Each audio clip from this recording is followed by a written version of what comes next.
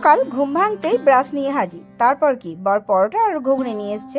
তো খাওয়া দাওয়া করে চললাম স্কুলে। আজকে পুষ্পাঞ্জলি দেওয়া হয়নি, কারণ ছেলে স্কুলে খাওয়ান দাওয়ান আছে। দেখতেই পাচ্ছি স্কুলে পৌঁছে গেছি, কত কচি কাচার দল।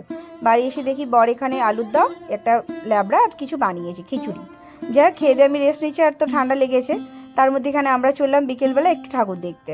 তো এখানে দেখো আমি ওই পুরোনো ড্রেস পরেই চললাম, কারণ আমার আর ভালো লাগে না কচি কাচাদের মতন। যাই হোক, তারপর চলে এলাম সরস্বতী ঠাকুরের কাছে।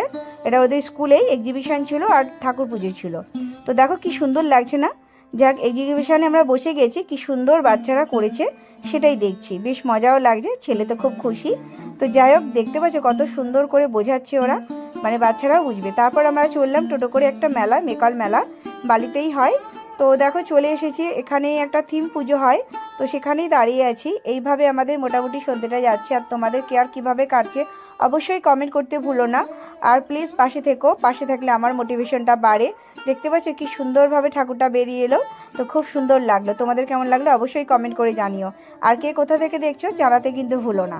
আর দেখো মেলার আমরা চলে এসেছি, মোটামুটি ভিডিও করছিলাম, তার মধ্যেখানে খিদে পেয়ে গেছে, খেতে খেতে বাড়ি ছিলাম। তো টাটা, নেক্সট ব্লগ পরের ভিডিও।